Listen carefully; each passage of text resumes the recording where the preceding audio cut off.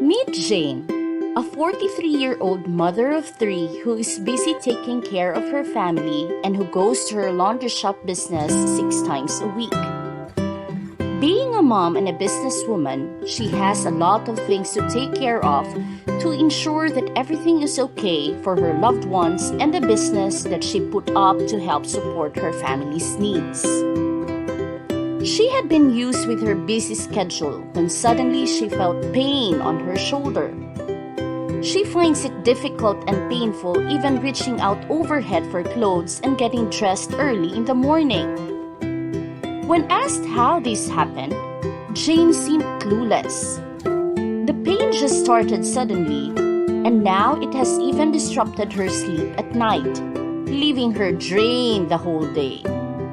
She felt helpless because she has a lot of things to do for her kids and business, but the shoulder pain now left her unable to do the things she normally would, leaving her unproductive.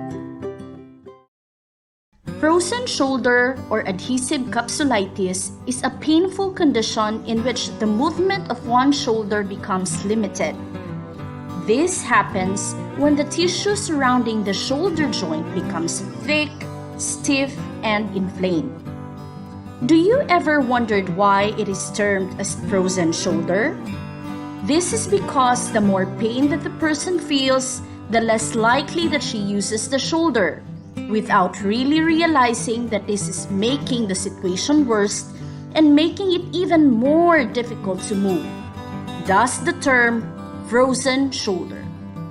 Who are most likely to develop frozen shoulder? Do you remember our story earlier about Jane? She is 43 years old.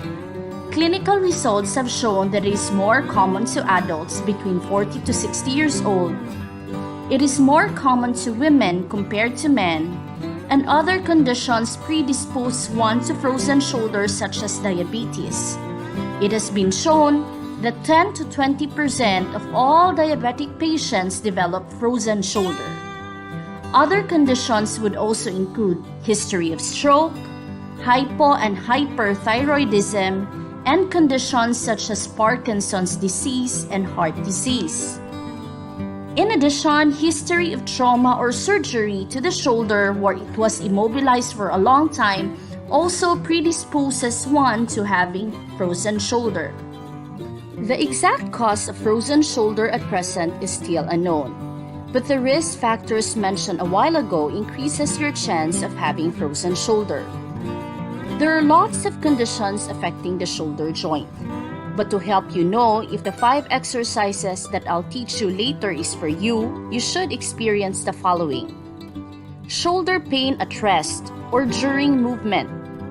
Pain at night. Discomfort when you lie on your affected side. Limited reaching, particularly during overhead activities such as when you hang clothes or when you reach to the side such as fastening seat belts.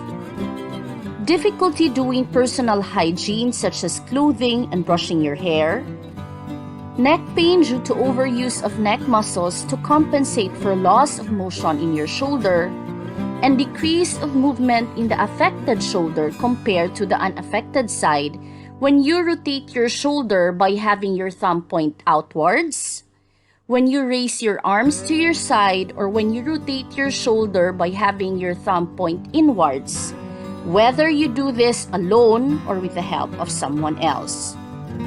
If you have frozen shoulder, you will experience 3 phases of symptoms. Freezing phase.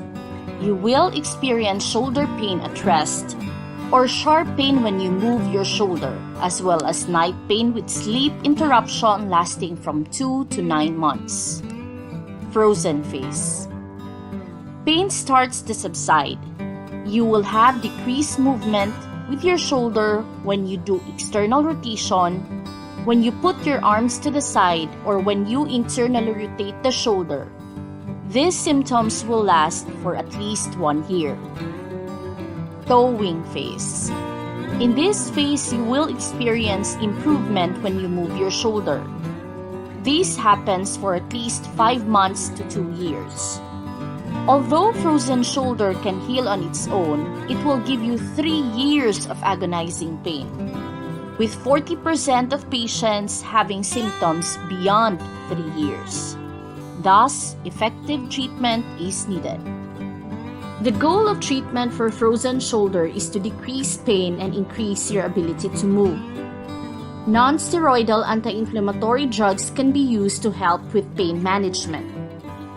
Corticosteroid injection is also an option, and surgery. But before you do surgery, try doing these 5 easy exercises first so that you will save on your money. Plus, all the equipments that you will be needing are readily available in your homes. The purpose of this exercise is to increase range of movement. In this exercise, you hold an umbrella or a stick as shown. Let's say my right shoulder is my affected side. Let your other shoulder help with increase the movement. Do these exercises. This is shoulder flexion. Hold for 7 seconds at the end of range, aiming to increase your range each time. Repeat 10 times. Next, hold the end of the umbrella and move it to the side as shown. Hold for 7 seconds at the end of range and repeat 10 times. This is to increase shoulder horizontal abduction.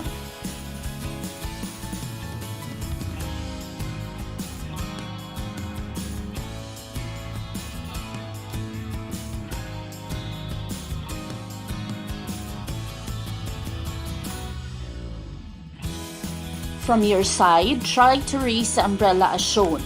In this position, we are working on shoulder abduction, a limited motion with frozen shoulder. Hold for 7 seconds at the end of range and repeat 10 times as tolerated.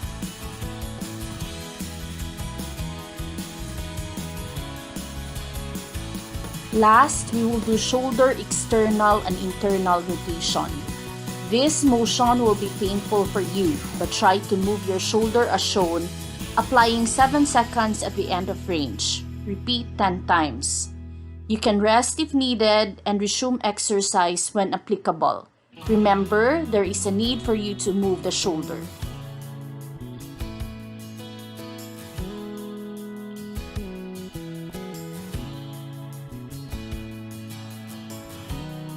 Raise your affected shoulder to the range that you are comfortable with.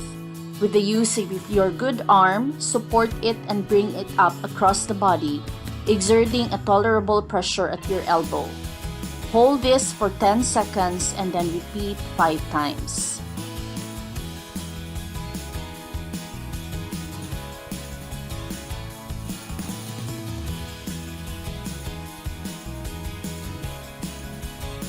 Get a towel.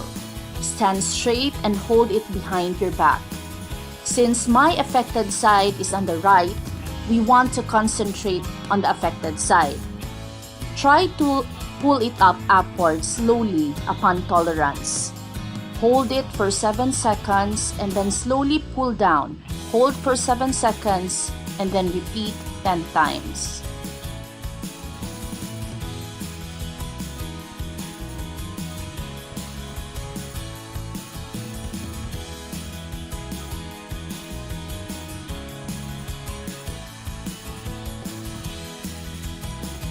Stand beside the wall, and at waist level, slowly walk over your fingers up to the wall as shown, to a range comfortable for you. You can use your good arm to assist your elbow. When you reach the end of the range, try to hold the position for 7 seconds and then go back down slowly. Repeat it for 10 times with the aim of increasing your range each time as tolerated.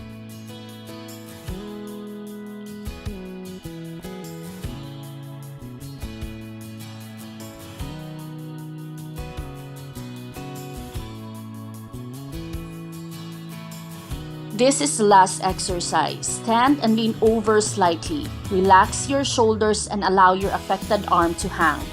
Slowly start to swing the relaxed arm gently like a pendulum. With your body moving and with the help of gravity, Slowly move your arm forward and backward 10 times, then side to side 10 times.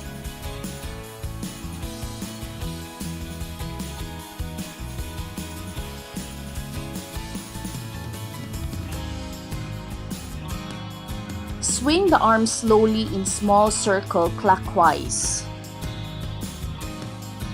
Repeat 10 times or as tolerated.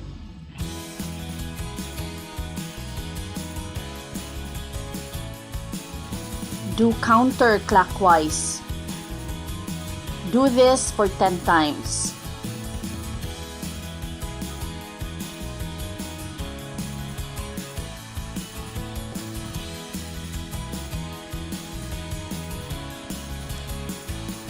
As your symptoms improve, you can add the use of 2 or 3 pounds of dumbbell as tolerated. If you don't have any dumbbell, you can use an empty bottle and fill it with either water or sand to act as your weights. And do these exercises as shown. Repeat 10 times.